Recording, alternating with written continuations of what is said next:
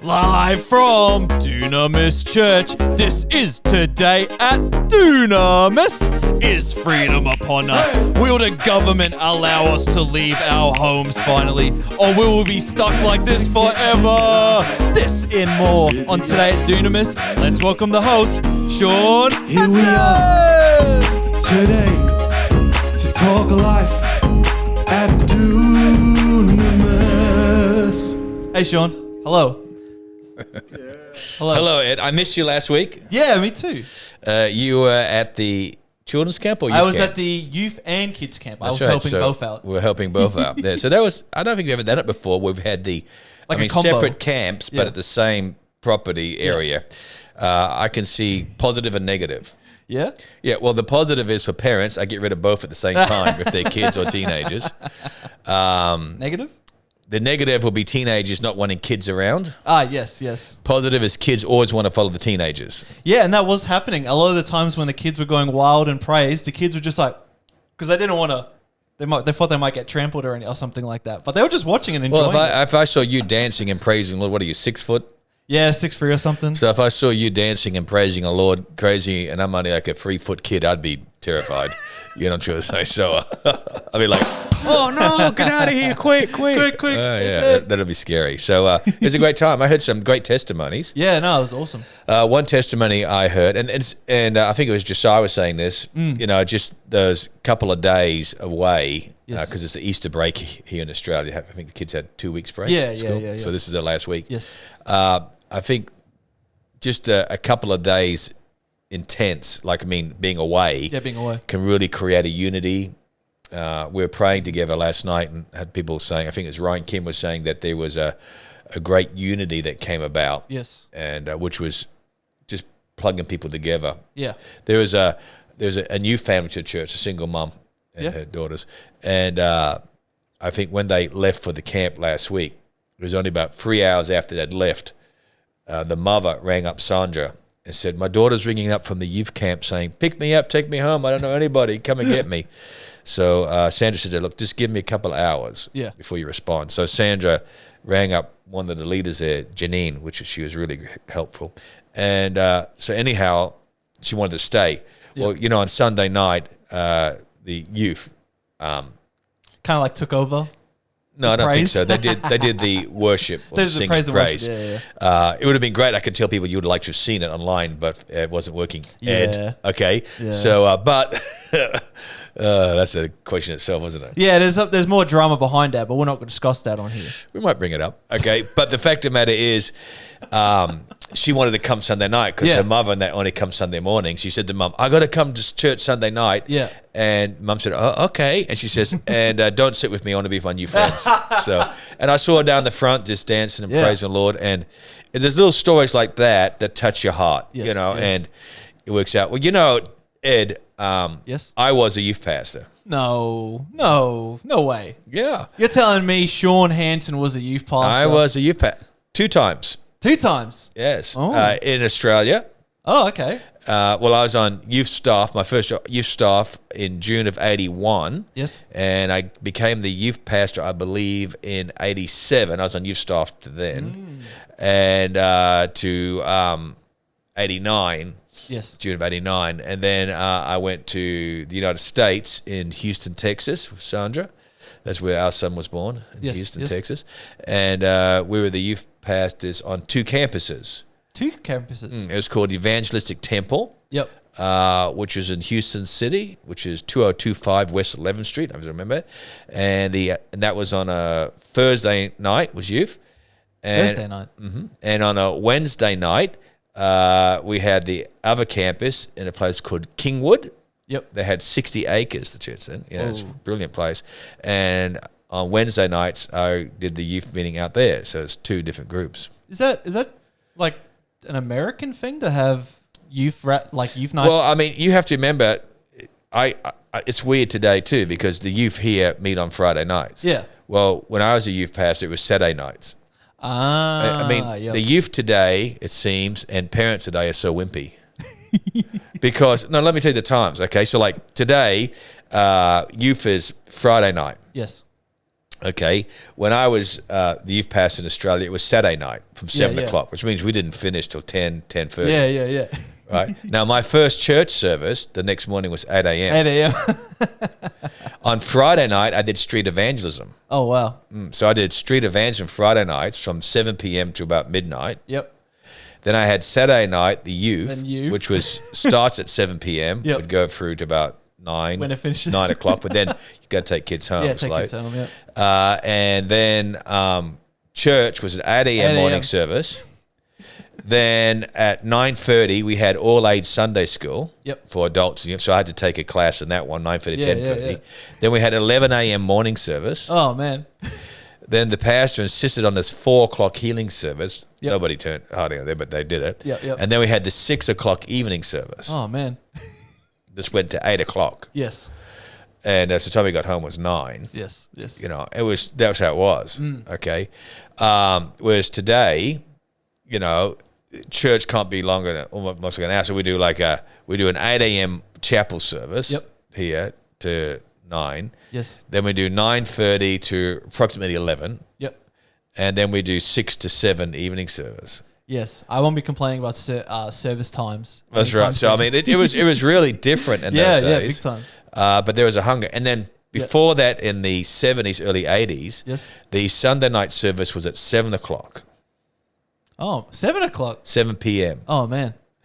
But let me tell you something, Ed. Yes. This is how God was those days, right?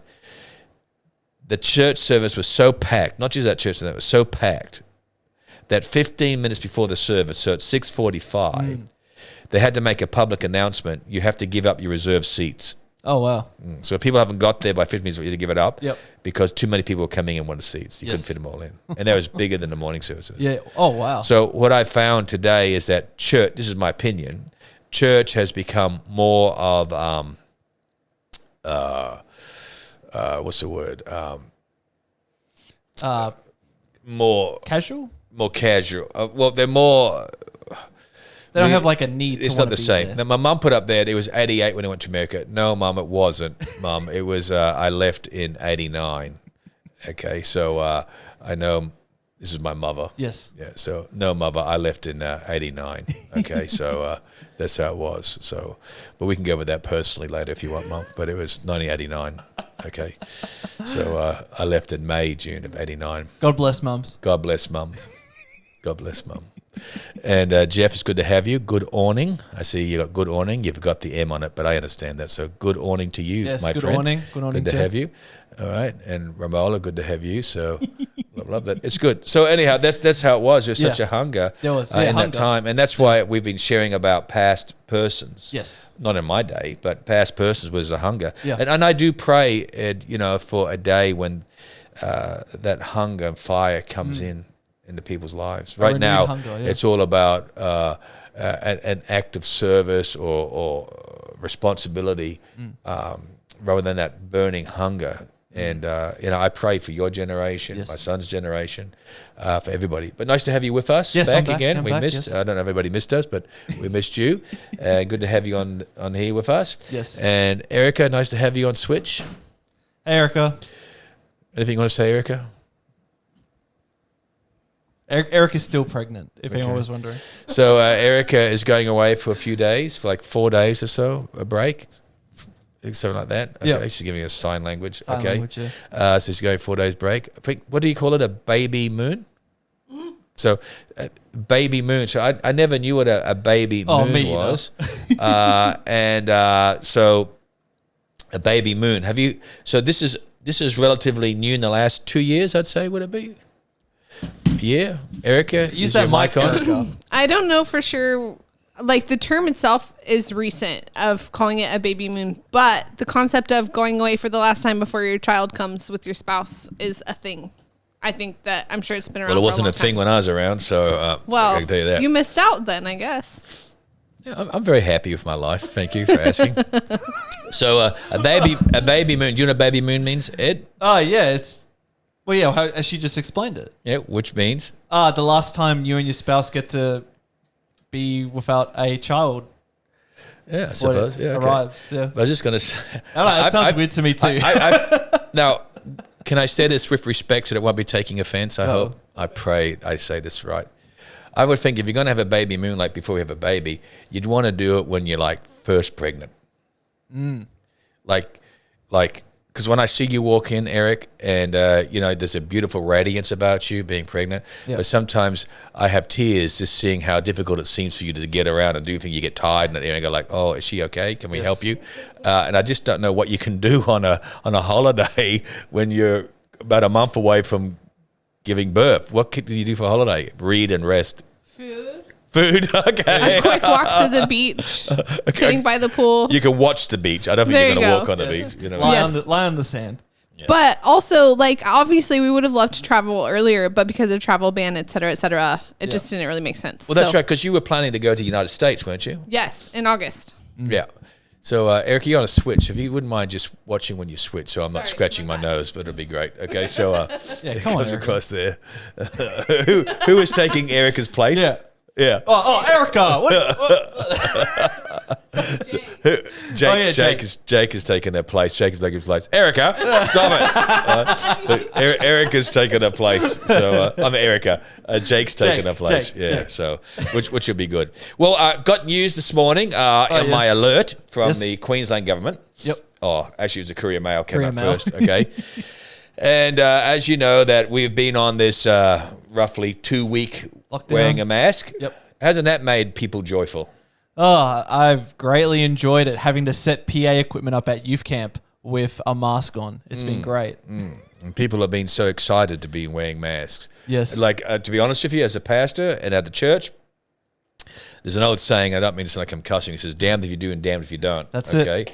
And because there's some who think shouldn't be happening at all, don't have faith, and there's others who think I'm not strict enough. Yeah. And you're sort of the meat and the sandwich, so you cop it in both ways. So I just say grace, and grace. Yes, more grace. So anyhow, I'll be glad it's over. So that means my G-Man group on Thursday will not have to wear masks because they announced that as of 6 a.m., what time? 6 a.m. tomorrow, masks will no longer be mandatory. Yeah. Could you imagine you just left home at 5:45? You have to have it on. Yeah. Okay, take it off now. And you get all the way to the office at 7, and you go like, masks have been off now for the last hour. Oh, no, you know what I mean? No. So masks are not going to be needed except at airports. Oh, okay. Yeah, so if you're at the airport or you are flying, I think you have to wear them on an airplane. Oh, okay. Is that right? And it says here, you carry one and wear it on public transport. So I suppose it's on the bus. Okay. Yep. Or where social distancing is not possible. Oh. So imagine that if you're in a queue at Kmart. What's Centrelink? You know, I've gone over to an island. Sandra and I have got a little PWC going for a couple of couples. Oh, you mean a jet ski? No, a PWC, Ed. Okay. And there's a little island there on South Stradbroke called Tipplers. Okay. And my wife is just enjoying. I think she just likes to make sure we're over there on Monday, our day off. You know. Oh, nice. And we just popped just for a couple hours, like 2 hours, 3 hours, and we went over there, and there's like 60, 70 people. Yeah. Oh. Not one person has a mask, let alone wears a mask. Even the workers don't wear masks. Oh. Now, I think even the Gold Coast it's Gold Coast. They don't have to wear masks. Maybe that's what it is. Yeah, maybe it's just outside of that greater Brisbane area. Yeah, no, it's just over the water. I don't know. Statewide. Yeah. But anyhow, you would never know there was anything happening. You know what I mean? Like, nobody. I've been there a couple of times. Nobody. So anyhow, we won't have to be doing it. And also, here's the other interesting things. Yes. Visitors at your house can increase to 100 because currently it's 30. Oh, yeah. So increase to 100. Yes. Visitors will be permitted at aged care homes. And my wife's beautiful mother, Agnes, she's like 95. Yes. It's been so hard because Agnes, doesn't speak English very well, and she's deaf, and my heart breaks because I know she doesn't understand what's happening. Yes. And so we'll be allowed to go in and visit her at the aged care and disability care homes, hospitals, and correctional facilities. Yes. So you can go visit correctional facilities now. Yeah. Yeah. Okay. That's good. Yes, that's good. So that's all positive. And my mother-in-law about 3 weeks ago had COVID injection. That's going to make some people very happy. Okay. not. I'm being sarcastic there. Okay, but she had her injection. Yes, the first You know what shot, first round. the COVID. I don't know which one it was, but she had that. Yes. And it comes about. So someone asked me, are you going to do it? And I said, well, not until I have to do it. Until I have to, exactly. Yeah, so, I mean, compared to other nations, it's not. Yeah. And, so I don't want to get involved in it. Yes. I feel like there's peer pressure on both sides because there's those who have fought, so you need to have it. Yep. Then there are those who are against it, who are creating their own peer pressure that if you as a Christian take it, you put on Facebook that as a Christian you're for to take it, and you will get people responding like, how could you? You know, what's happening? Something like, oh my goodness. I mean, like, there's peer pressures on both ways, so it comes about. But, you know, it's like I'm not going to go looking for it, but when it comes if I have to do it or it's required, Yeah, exactly. you know, then that's what happens. Yeah. So, you know, it is what it is. It is what it is. Yeah, so it comes about. And weddings and funerals will be allowed to host 200 guests. Oh, good. The wedding's back on. Yeah, so I know that Alex Hall and Carolyn Ferrando, who do a tremendous job doing photography. Have you seen their wedding photographies in it? Nah. When you get married, I'll link them up for you. Okay, That's I'll let you know. Don't worry. Once Good. that happens. And so I know that they had a wedding was cancelled, you know, Sunshine Coast, not because of number restrictions. Yes. And it may not have been just there, but people from here going up there, I suppose. Yeah. So that'll be done. And, of course, the stadiums, everything else is 100% capacity. So what I'm trying to say, the good news is that we will be having doing well. What's on those news ads? Says there that I see that Jeffrey puts on there, the mask industry is a boom. It's a boom. Yes, very true. Yeah. Yes, there is a lot of people smartly profiting from this to put it in a I was talking to middle one ground way. businessman. It's I can never say it properly. It's about Michelle's patisseries. You know, it's patisseries. I never say it right. Patisseries, which is oh look, I just got a thing come up. Which is from the medical center at Shayla Park. I don't know how they got my phone number. Are they listening to us? They must be. It says private flu vaccines. Oh, that's flu vaccines. Oh. But I thought they said that you can't have the flu vaccine or the virus within 2 weeks of each other. Is that right? Yes, and from my understanding, the flu vaccine is required first before the COVID vaccine as well. Yeah. Is that right? But there's a time frame. There's time frames, yeah. See, my problem is to visit my wife's mother, Yes. which I will do. We have to have the flu vaccine, and we have to do all of those areas, you know, which is... Which I thought you had that recently. Yeah, but it's every year, bro. Every year? Oh, Yeah. that's right. A year's passed. You know, and so, you know, it comes about. So Yes. that's good. So Jeffrey Yates says here, we have a bunch of masks coming from China. That's sort of ironic, isn't it? Yeah. Yeah, what are you going to do? Well, I'm saying the origin, and we're getting the mask. Yeah, we're getting it from there. Yeah, so good. But also Papua New Guinea had a huge outbreak as well. Yes. You know what I mean? Which comes across there. Of course, it was, you know, sad to hear, in one sense, about Prince Philip's passing. Yes. I remember getting that notification on Saturday, as I was some people. And 99, I think he was going to turn 100 in June. Yeah, yeah. And which is, and that photo you put up there was 2020, which is the nicer photo. The photo of what he looked like currently didn't. Yeah. Not very flattering. So, you know, he a unique man. Yes. You know what I mean? Married for over 70 years. Yeah. That's a great testimony. Incredible, yeah. You know what I mean? As far as you understand, you know, they had their moments like anybody does, but Yes. they came through it. Go through it, yeah. Yeah. But there's this, similarly, he'd been to Australia over 20, 30 times. What? Really? He liked Australia. In fact, he organised his own funeral. I like that idea. Organised his own funeral. He organised a specially made out Land Rover. Land Rover. Yeah, Land Rover for the coffin on the back, and it's electric. Oh. All done up there. So hopefully after the video, so look Yeah, out for yeah, that yeah. media. Put up that picture of 2002, March the 1st. Yeah, this one. That I put up there.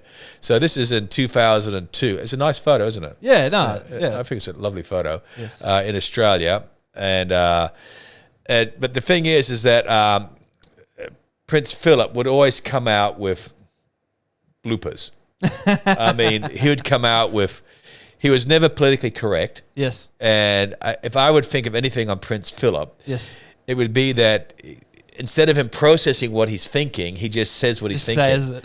So in this area here, when it's out there, he actually says to a guy called William Brehm, Yes. okay, who is an Indigenous Australian, Yep. who is an entrepreneur, and he says this to him in front of the media: "Do you still throw spears at each other?"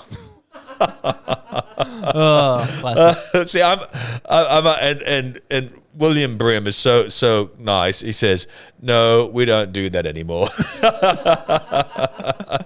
So I've always got to put that picture back up. I like that picture. It's a nice picture. Yeah. It's a nice picture. It's a very sweet picture, isn't it? You know, as a welcoming ceremony there. But that was in March 2002. Oh, so yeah. You know, like, what, 20 years ago. Yeah, 18. Yeah, so I just thought that was just sums up Prince Philip. Yeah, sums him up. He'll just come up with the most unique things. Yes. I suppose that's what happens when you live in a palace. It's a bit of a bubble. Yes, You know what I yes. mean? So Yes. it comes across there. No disrespect, man. And of course, when I was reading up on the news about what's happening in the area, all the news is, will Prince William and Harry's rift cause problems for the future? Yeah, oh my goodness. And I don't believe it will be. I would hope that they'll be big enough and strong enough. Yeah.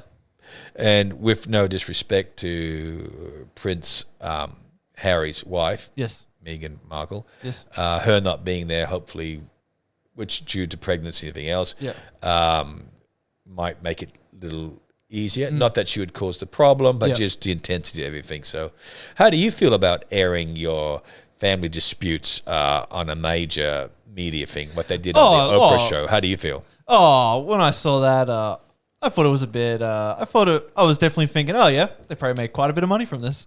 Well, they made millions. yeah, millions. Well, remember how they had the estate called Frogmouth or Frog something? No. Well, they got the estate, and they spent $5 million to renovate it. It's so when I say cottage, I mean this is an English huge royal family thing they're giving there, and they spent $5 million to renovate. Oh, man. So if they spent $5 million to renovate, what's it worth? You know what I mean? Yeah. It's got to be worth more. But it spent $5 million to renovate, Yeah, man. and then paid by the tax collectors of the UK. Ah, yes. But when they departed, Yes. they said, well, you got to pay it back. So they did a Netflix deal for $5 million that paid for Oh, it. yes. See, very smart. Well, the good thing is they paid it back. So I Yeah. think it's positive. So that's where he stayed, because he's in a lockdown for 5 days. Yes. But he comes out on Friday, their time, for the funeral on Saturday. Yes. Well, it's a limited. And, you know, you got to give credit, because Prince Philip said to abide by the law, no more than 30 people. Oh, wow. Well, can you imagine a royal family saying you're not in, but you are in? I mean, how awkward would Oh, that man. be? Yeah, that's politics. That'd be intense politics. Well, Family can you politics. imagine saying that? I mean, like, you'd probably think Harry was out because he's disconnected, but he's flown back in. Yeah. Maybe that's why Meghan's not there. You know. I don't know. I mean, like, how do you say I can only have 30 people? I mean, you think of the royal family. Well, just you think of Prince family's children. Do you remember how many children Prince Philip has? 6? 4. 4. Oh, I was thinking 4. So you had Charles, Yes. Anne, Yes. Andrew, Edward. Edward, that's a good name. I like that last kid. Edward, yeah. I like that Edwardian, last kid. Okay. And they have their spouses. Well, Andrew doesn't really have a spouse. Yeah. Okay. He has friends. Yes. Okay. And then they all got their children with Oh, their husbands. man, so many kids. Well, then you think of Charles. Yes. Okay. So he's got Camilla. And then he's got William and Harry. Yes. And then they have their spouses. Well, we know Harry's not with his. So it doesn't take much to build up to 30. Yeah. So the Prime Minister of England said he won't go to give room, which I Yeah. think, I think that's very smart. Yes. You know what I mean? But was he invited? Yeah, was he invited? Well, I think it's protocol of being the Prime Minister of England, and that he's the one. You would, if you're the monarch, you'd want to be nice to whoever's the Prime Minister, because they could make it life hard for you. They can increase taxes or do things to you. So remember, Erica, Queen Elizabeth I and Queen Elizabeth II might be the same in title, but not the same in power. Queen Elizabeth I could have you beheaded. Yeah. Queen Elizabeth II could say, I don't agree. That's about as far as it can go. The whole politics of the monarchy versus the parliament's so confusing.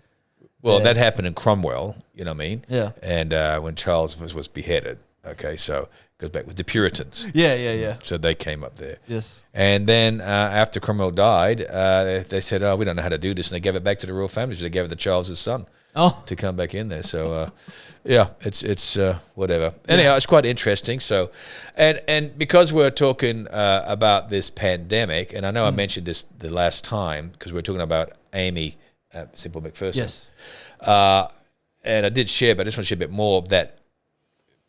Because to me, the way I hear people talk, you would think that this pandemic, of this coronavirus, is the worst epidemic we've ever faced in the world, which it's not. Yeah, it's true. And like I have mentioned numerous times, so I appreciate everybody putting up with me, the pandemic of 1918, 1919, which was called Spanish flu. Now, we can't even say China flu. Yeah. There's a barber shop somewhere in Queensland, and they put up their China flu. And all of a sudden, Chinese officials complaining to the Australian government and everything else saying they're racist. Yeah. Oh, my God. So if I say Spanish flu, am I racist towards Spaniards? My wife's Chinese. I mean, give us a break.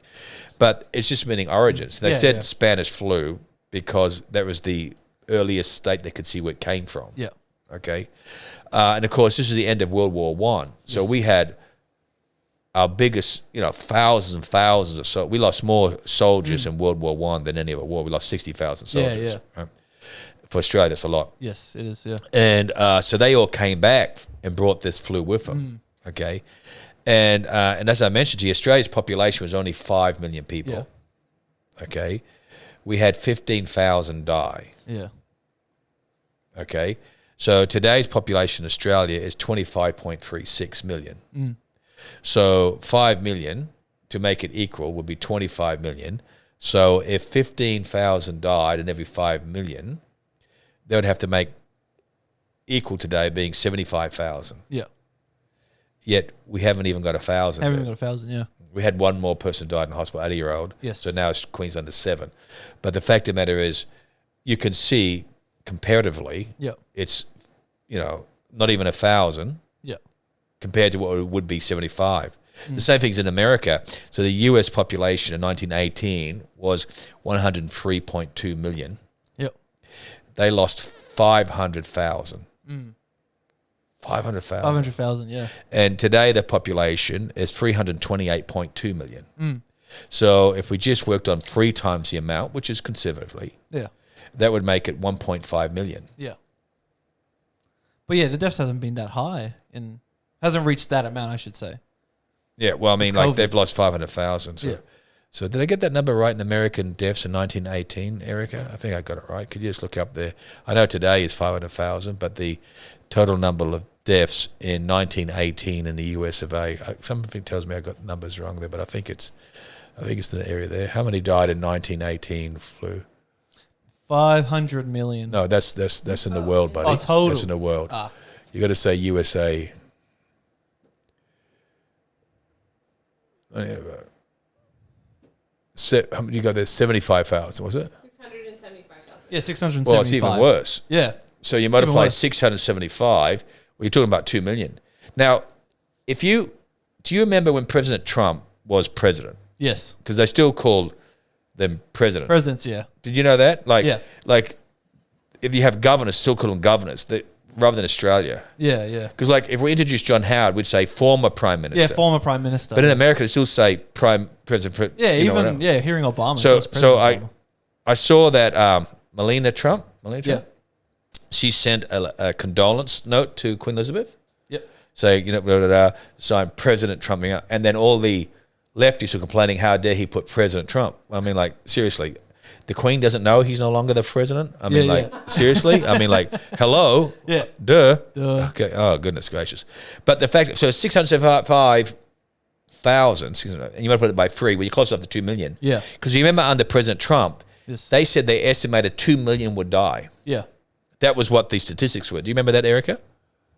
Eric's going to go no. Okay. When the pandemic, COVID, first broke out in America, their predictions were 2 million people could die. Yep. And this is where they get it from this area multiplying. Multiplying. Yeah. So the same thing in this. So if they've had 500,000 deaths, yes, which is one death too many. Now, I didn't share with Britain, okay? yeah. Not greater UK, but Britain, Yes. okay? So Britain today has a population, or England, 66.65 million. Yeah. Okay. And in 1918, okay, they had 19 million. Okay. So basically multiply by 3. Yes. Okay. And in 1918, they had, from the Spanish flu, they had 228,000 die. Okay. So you multiply that by 3, okay, and you're talking close to just under 700,000. Yeah. Whereas in the UK, it's like 100 and something thousand. Yeah, the actual stats, yeah. So when you do your mathematics, you can see the different areas that comes across, Yes. okay, and you can see what it's all about. And we have done better than what people think. Now, in Australia, we've done incredible. Now, in Ireland, I was just talking to Harry DeVries. He was talking to our friend Patrick in Ireland, Dublin. And, you know, they've been in lockdown since Christmas. Yeah, wow. Well, they've been locked down to just no further than 5 kilometres, no one in your house. Where they just lifted the distance up now. Oh, wow. You can now travel 20 kilometres. 20. Man. That won't even get us to the Gold Coast, eh? Yeah, wow. 20 k's. That's since Christmas. Man. I mean, that's you know, that's just horrendous. Yes, you know what I'm trying to say? devastating. Just absolutely horrendous. Yeah. You know what I mean? So I just find that just incredible. You know what I mean? It comes in. So Erica, could you just put up there how many people died in the world? Well, we did. It was 500 million, wasn't it? Okay. So put down there, find for me, how many people have died worldwide in regards to COVID-19. Worldwide deaths of COVID-19. And what number do we get there? Did you get a number? 2.96 million. 2.8. So it's not the same. Jeffrey put up there's the same. So it's not the same. Yeah. So close, but 2.9. Let's just say 3 million. 3 million? Yeah. Okay. Now, if you want to do the same, because Jeffrey's saying it's about the same, which I don't agree, Yes. what was the world population in 1918? Because it's not saying it's the same 595 million. It's about relative on numbers. Yes. Okay. About 1/3 before. So 1.8 billion Yep. was the population, Yep. okay, in 1918, right? So what is the current population of the world today? Oh, 7 billion, I think. So it's about 7 billion. So when you work it out there, there's no, it's just a huge, well, close to 8 billion. Wow. so it's 7.9, so let's say 8 billion. yeah. Okay, so you had 500 million. Yeah. So you look at that area there, so it's by 4. Yeah. Okay, so 500 million would be like 2 billion Yes. Oh, man. in today's numbers. So that's what happens there. That's deaths. Okay, that's deaths. So the current deaths in the coronavirus right now is close to 300 million.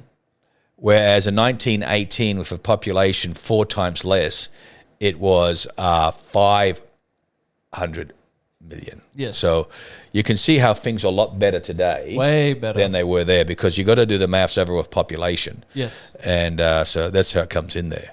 Yep. So I want to go back to how Christians handled it in that day. Yes. So I'll just fall back here with Sister Aimee Semple McPherson. Yes. And this was in the year of 1918. So remember, she hadn't established herself in California Yep.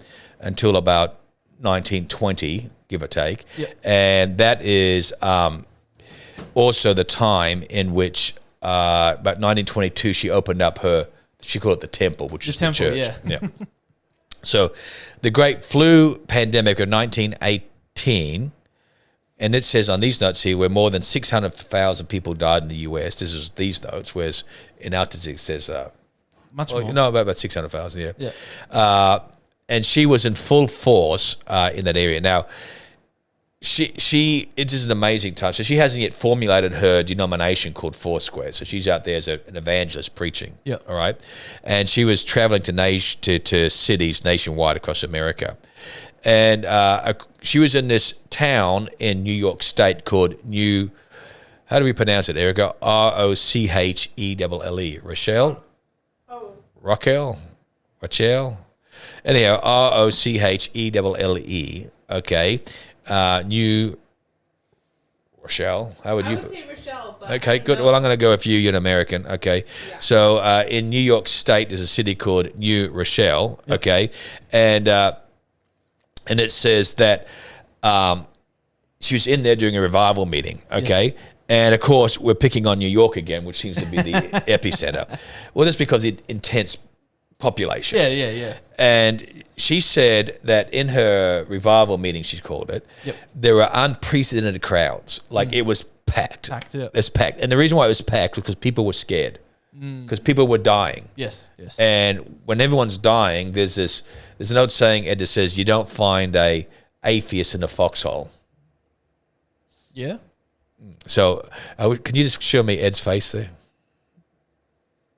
See, that's what I like the millennium. So, I'm a boomer. Baby boomer. Hey, you said it on me. Well, it's not derogative. It's in the booming of babies after the war. I know. So I don't know why you think it's derogative. It's a generational thing. We might use it as a derogatory term. Yeah, I know, but that's because you lack intelligence. Okay, that's why. Because if you did your homework, you understand what it means. I know what it means. What does a baby boomer mean? It was because of the end of World War II. There was a baby. When was the end of World War II? 1945. Right, and when was I born? 1962.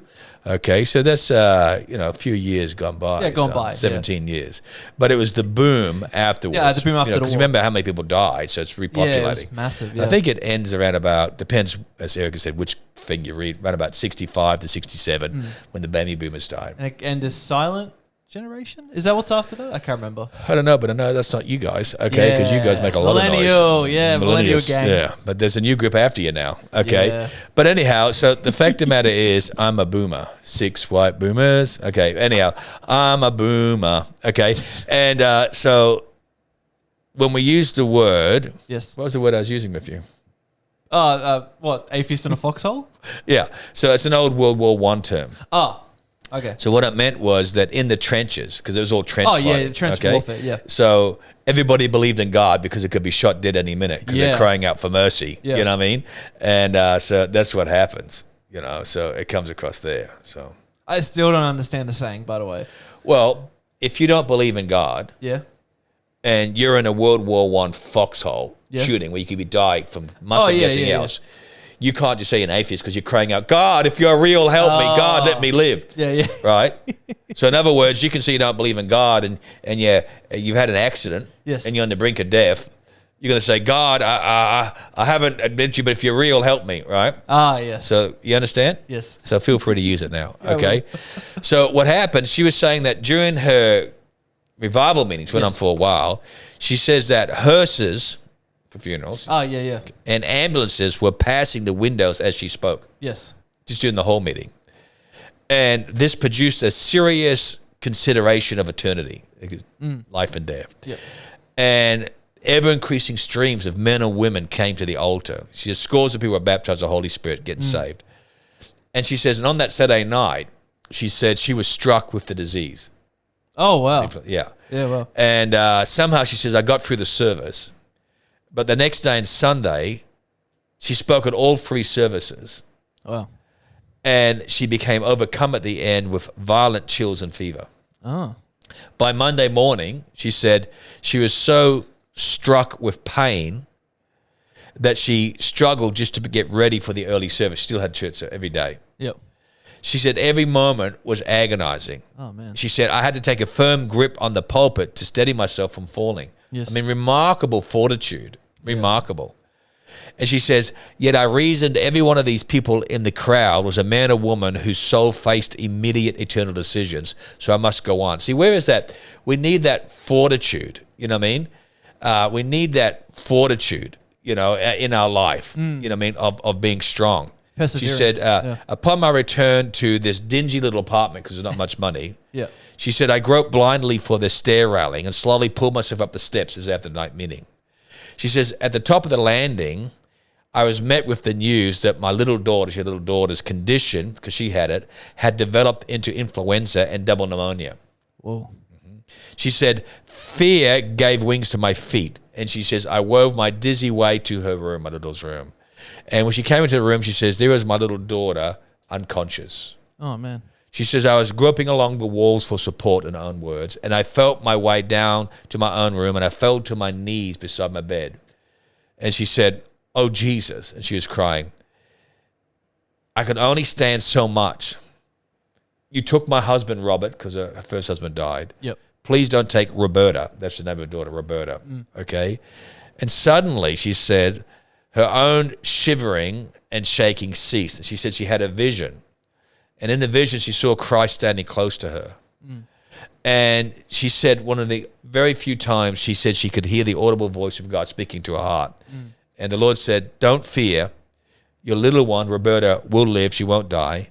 Moreover, I'm going to give you a home in California where your children shall go to school, because they've just been living in these dingy apartments. Wow. She said, when the vision faded, she said, I made my way back to the dreary, unheated front bedroom where believers had been praying for her daughter, who is now conscious. So she said, I knelt down beside the bed and I said to my little girl, Roberta, darling, you're going to live, you're not going to die, and we're going to have a little home in California where you're going to go to school. The little girl said, Mama, could I have a canary too? That's just a child, isn't it? Yeah. She said, yes, darling, I promise. And at that moment, her oldest son, Rolf, came running in the room. He said, Mom, can I have a rose garden as well? Because all the kids are just, thinking of a better life, because they've been living on the road for all their life. And she said, in a short time, they were both well and weak. And she said she sold her car, bought a new one, and they strapped all their belongings and camping equipment, because they were camping in tents at times, on the running boards. The running boards of the Oldsmobile 8, and they turned toward the great unknown west. So, and it'll be in 1923 that she would open up the Foursquare Church in Los Angeles. So, that to me is a pretty interesting subject. That's faith. Well, faith, fortitude, stubbornness. Like today, it's easy to quit. Yes. You know what I mean? Quitting is very easy today. Yes. And it doesn't take much to quit and give up, but we've got to have fortitude. We've got to have strength in these days. And I think that, what happens during these things, we've got to stand strong. Yes. Pastors are going to be strong. We as Christians are going to be strong. And I'm not saying it's easy. Yeah. And I'm not saying we don't get affected, but we've got to learn strength, because we got to give it. But when the church panics, or when it's believers panic, it makes it difficult. Yes. What do you think, Ed? I think, you're right. In these times, we need to be strong, not just for others, but I think more importantly, yourself. Because when you start dwelling in all these negative things that are happening, you're just negatively affecting yourself. You're not doing anything for yourself or even anyone. Like, if you're worried and you're just going to keep worrying, well, guess what? You're going to keep being worried and you're not going to be improving. If you want to be joyful in these times, you can't be dwelling in all this sadness or despair. Yeah. You got to rise above, no matter how hard it is, the current circumstances. Exactly. We didn't have to go all through the life of Aimee, yes, because of the things happening. And next week I want to go somewhere a little bit different, yes, with people, but probably a guy that we haven't heard of, but speaking of it. But in the year of 1926, which is 4 years after the temple had opened up, yes, this I'd call the most controversial. Oh, yes, the controversial part. She is a very controversial person. I was waiting for this part. In 1926, Aimee was in need of a good vacation, holiday. So she traveled to Europe and the Holy Land. Now, you got to remember, when this is the Holy Land. Holy Land. Yeah, Israel? Is that where she went? Well, it wasn't called Israel then. Oh. Well, because Israel didn't become a nation again until 46, and it wasn't recognized until 48. This is 1926. Yep. So it's called Palestine. Palestine, yeah. So the Holy Land is talking about Jerusalem. Jerusalem, yep. Okay. So you got to remember that this is under Muslim rule. Yes. Which is the Ottomans and so forth. Ottomans, okay. Yep. Although the Ottomans had lost World War I, they still had their people in power in the areas there. Yes. Okay. So she traveled to the Holy Land. Okay. Yep. And she ended up preaching during most of it. Oh, wow. Then upon her return in 1926, the greatest scandal and controversy of her ministry took place. On May the 18th, of 1926, while enjoying an afternoon at the beach Yes. with her secretary. Aimee made some final notes on a sermon to be given that night. Yep. And she asked the secretary to call the information back to the temple. It's quite interesting. But when the secretary returned, Aimee was Gone. She was gone. True story. Yeah. Now, she thought Aimee had gone for a swim. Yep. So her secretary scanned the water, couldn't find her, so notified the authorities. Yes. Now, over the next 32 days, say 32 days. 32 days. Over the next 30, that's over a month. Over a month, the next 32 days, Aimee was gone, She was Gornsky. disappeared. Yeah. And it became the hottest news story in the world Yeah. because it was all around the world. Yes. So all the Los Angeles beaches were combed looking for a body, okay? And they were searching for any trace of her, but nothing is found. Now, in the meantime, a ransom letter was sent Oh. to the temple Yeah. asking for $25,000. Oh. Now, her mother, Minnie, threw the letter away, which is, why would you do that, okay? Then another letter came, Yeah. this time demanding $500,000. Oh man. Okay. And the media went crazy. You know what I mean? And then there were these Aimee sightings everywhere. People say they saw Aimee. Once she was reported seen 16 times on the same day from coast to coast. So just people going crazy. Man. So by June the 20th, okay, so remember this was on May the 18th. Yep. By June the 20th, okay, they did a memorial service, or it was scheduled. The memorial service was scheduled for Aimee at Yes. the temple, the church. I believe she was dead. Then 3 days after the service, June 23rd, Yep. Aimee walked into what they call Douglas, Arizona, which is Arizona there, from the desert at a guy somewhere in Mexico, okay, across the border, okay. And she came across. And when questioned about her whereabouts, Aimee told the world that a man and a woman approached her to pray for their dying child at the beach after her secretary left. Yes. She said the woman was crying and the man brought a cloak to cover her swimsuit in the hope that she would consent. Yep. So she agreed to help the couple and followed them to the car. This is what Aimee says. Yep. And Aimee explained how she had done this many times in a ministry and thought nothing much of it, meaning Yeah. going to pray for people who asked. Yes. But when the three of them arrived at the car, Aimee said she noticed it was running. She said there was a man at the wheel, and the woman posing as the mother stepped into the car before her. Then she was told by the supposed father to get inside as he roughly pushed her in. The next thing she knew, someone was holding her head back, and the woman had pushed chloroform, soaked rag cloth, into her face. When Aimee woke up, she was being held in a shack by a woman and two men.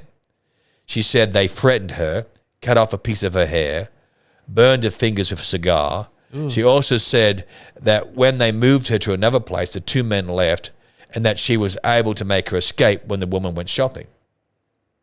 Why is always the women going shopping? Yeah. The woman had tied Aimee up with bedclothes before she left, but Aimee was able to cut through them with the jagged edge of a tin can. I don't know how it all works out. Okay. Once she was 3, Aimee left through a window and walked through the desert for hours until she came upon a cabin in Douglas, Arizona. She must have walked across from Mexico to Arizona. Yep. When she finally received cooperation from the police because they didn't believe who she was at first, Yep. Aimee phoned her mother, Minnie, in Los Angeles. But even Minnie, her mother, didn't believe her until she revealed a secret that only Aimee would have known about their private life. So, remember I talked on Sunday, I said that you should recognize your own children on the phone? Children on your phone, so the mother doesn't even recognize it. She has to prove it. Yeah. So following a night in hospital, 50,000 people welcomed her back to the church. 50,000. Wow. 50,000. And Aimee had accused and described her kidnappers, but they were never to be found. And when the police accompanied her in an attempt to retrace her desert footsteps, there was no shack matching her description anywhere to be found. Oh. Then the Los Angeles District Attorney, Asa Keys, accused Aimee of lying and went to great lengths to discredit her. Oh. She had been reportedly seen in a Carmel bungalow with a radio producer, Kenneth Ormiston, And Keyes produced many witnesses in an attempt to confirm the fact. So that in itself is the most controversial thing.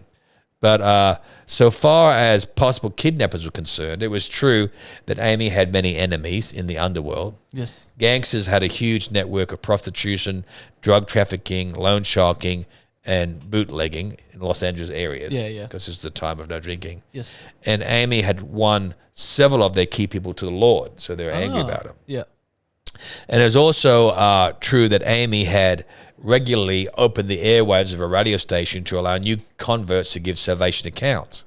And when these former underworld converts broadcasted their testimonies, they would often give not only their salvation accounts, but they would also expose the criminal deeds of their former associates, many times calling them by name. Oh, wow. So it could be feasible that she had these enemies. Yeah, yeah. And here's the thing is, in all the years until she died, she never varied her story. The story was the same.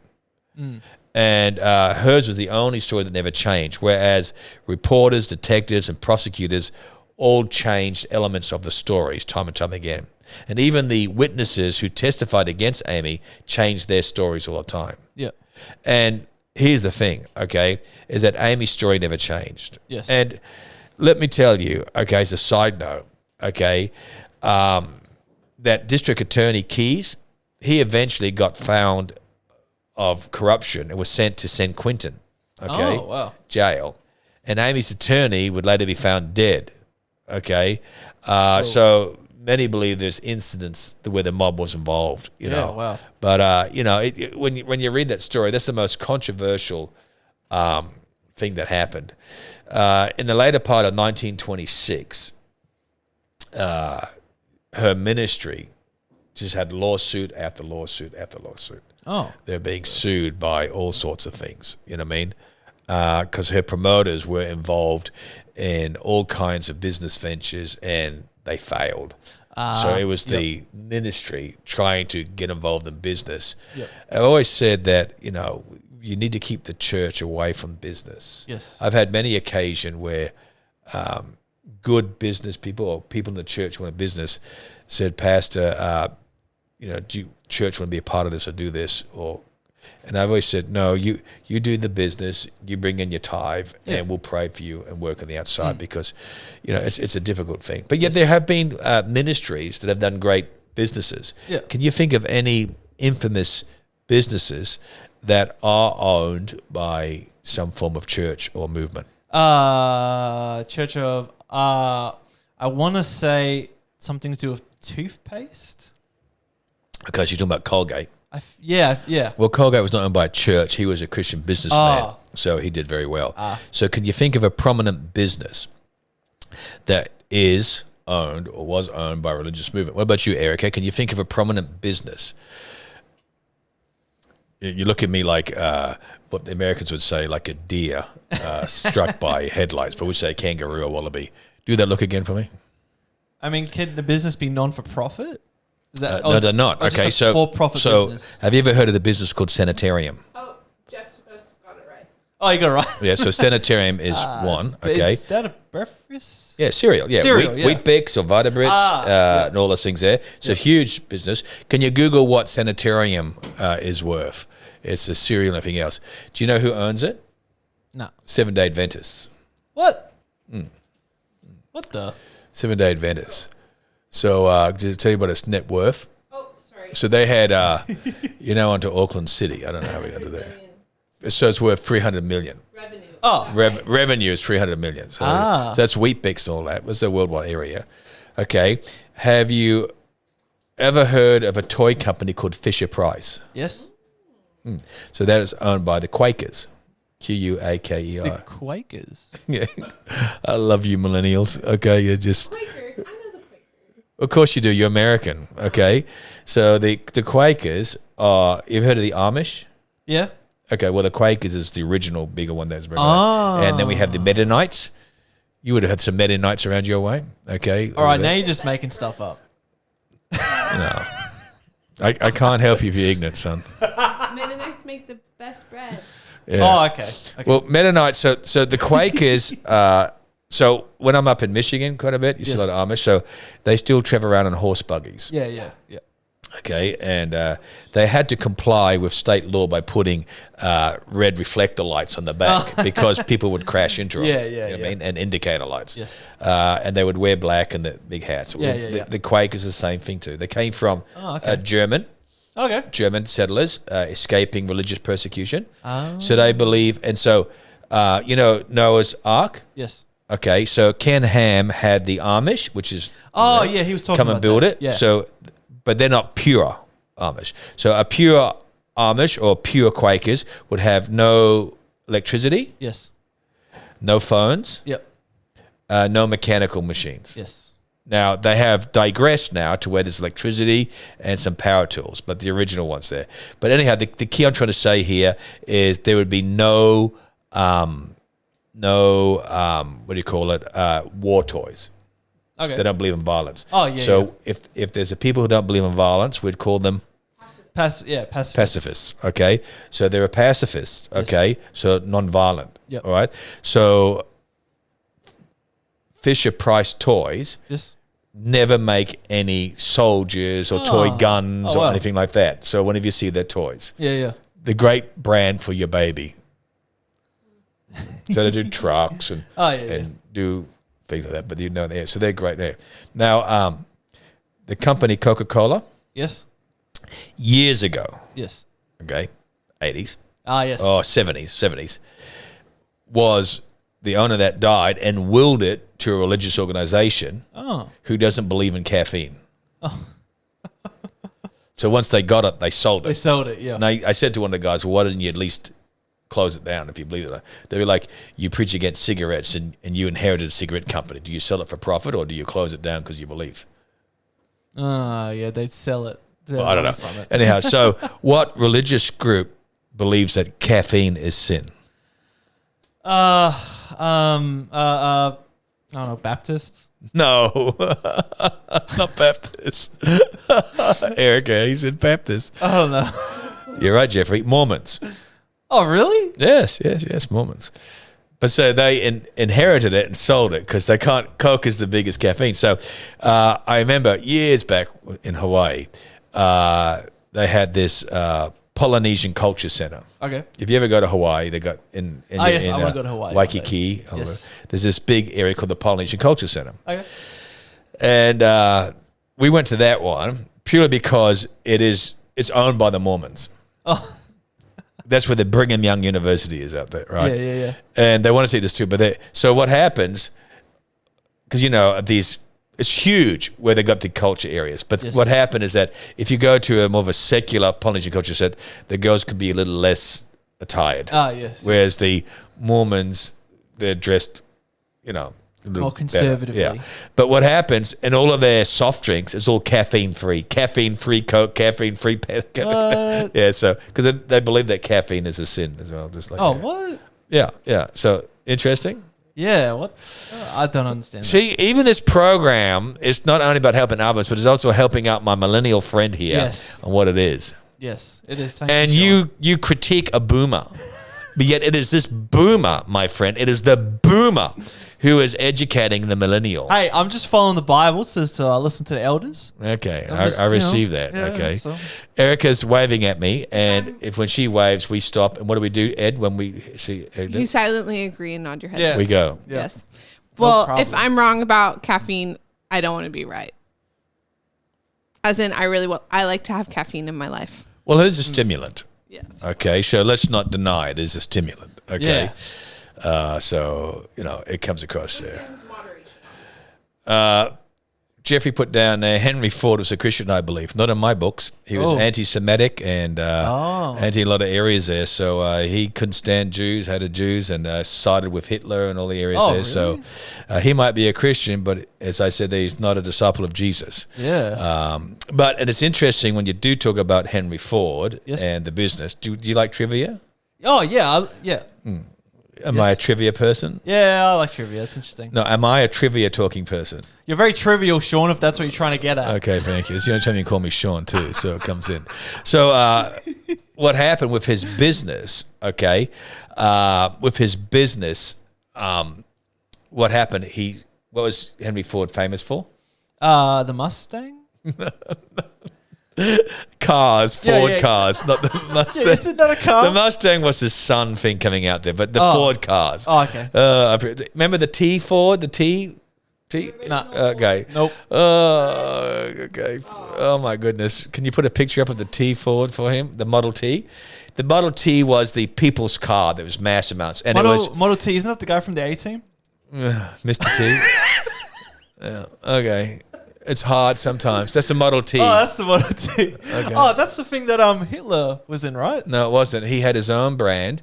And Rolls Royce, wasn't it? No, that's English. You are ignorant. Okay. Ignorant just means lack of knowledge. Yes. No, the German company there in particular was Mercedes. Mercedes. Okay. And Volkswagen. Volkswagen. Which was the people's car he did, the Bug. That's But right. that was in the 30s, 40s. I'm talking about early when the cars first came earlier. out. All right. Okay. Yep. So when was the Model T first launched, Erica? Ooh, I'm going to guess 1905. You can see that 1908. 1908. Oh, it's Yeah. close. So what happened, and he's the first person or company that introduced a production line.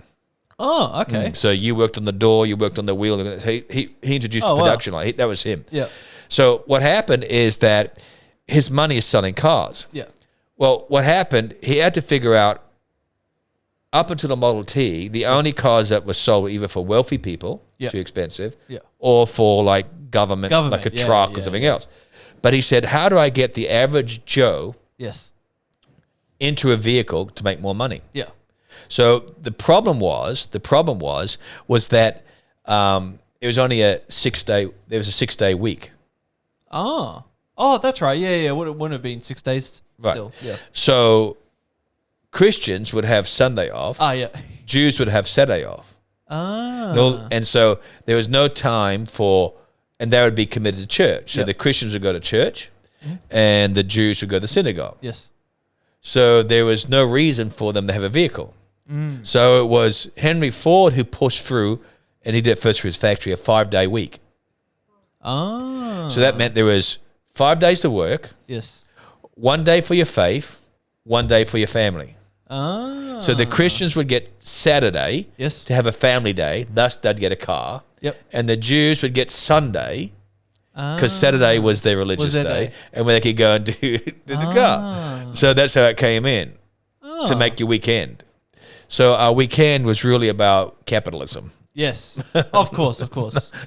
not about Like, being able to rest up so you're in tip-top shape. but also Henry Ford increased wages. Oh.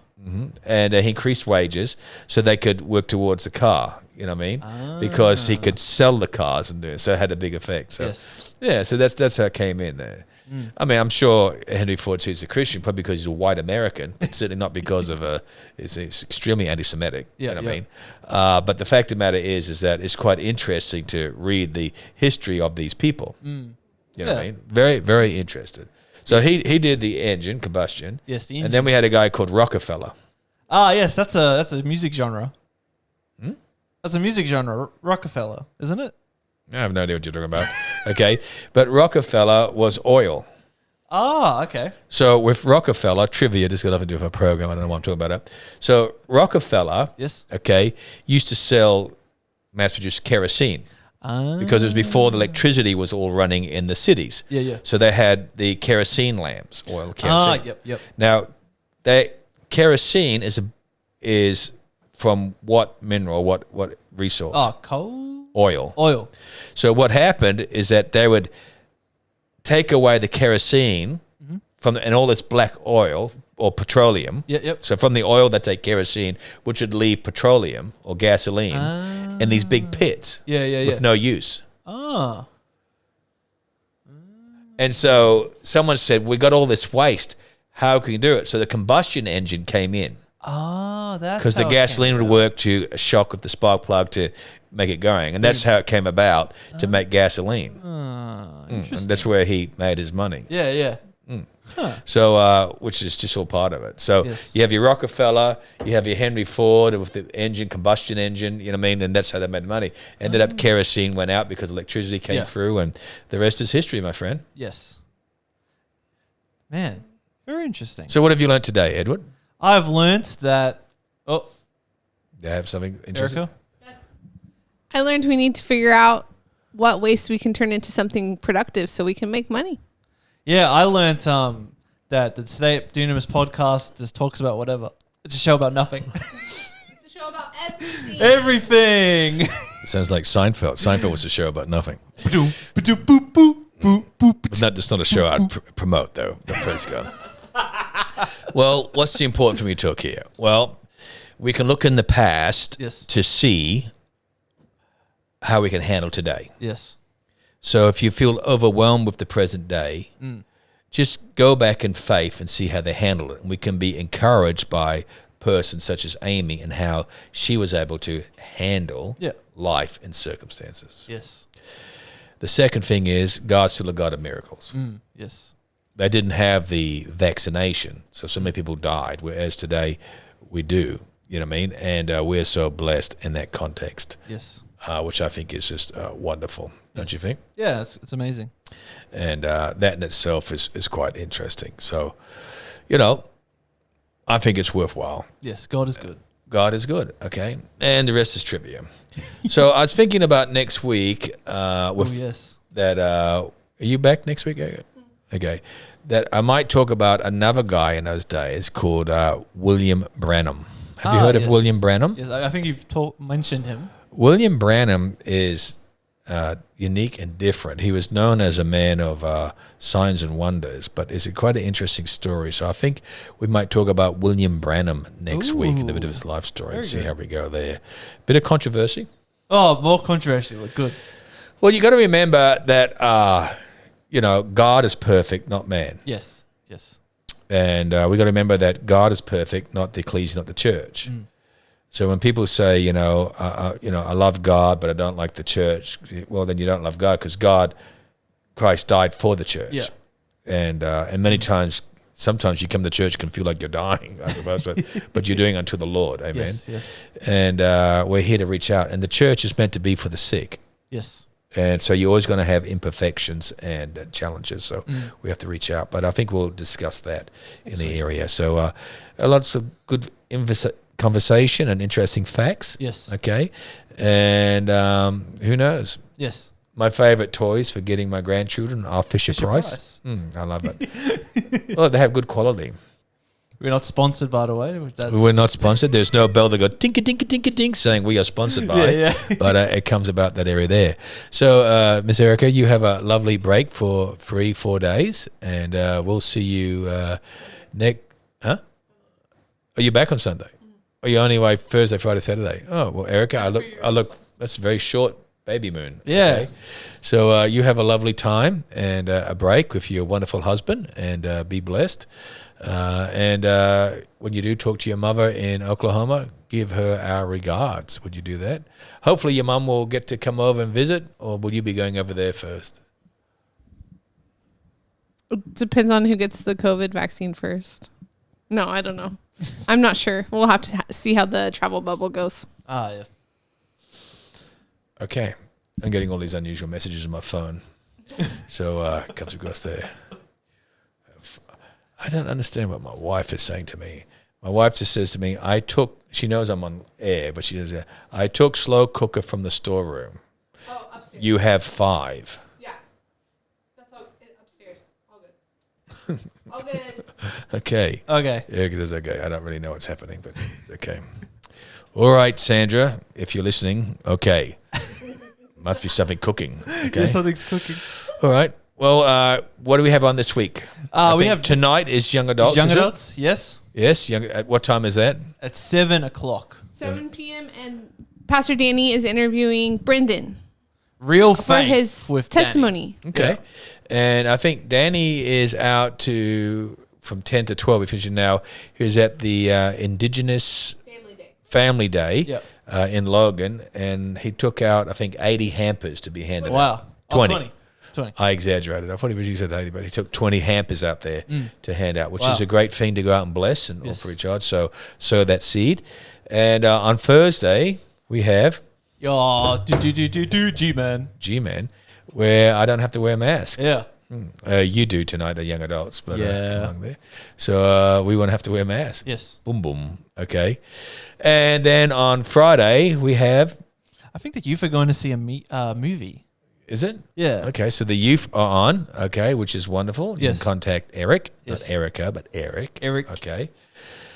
And on Saturday, I don't know what's on. Young Adults Life Group. Oh, yeah, there's a lot. Young Adults Life Group, is that right? And also I have my life group on. Ooh. Double hitter. It'll be the Boomers. Boomer life group. The Boomer Life Group. Always open to millennials, okay? They might learn something, okay?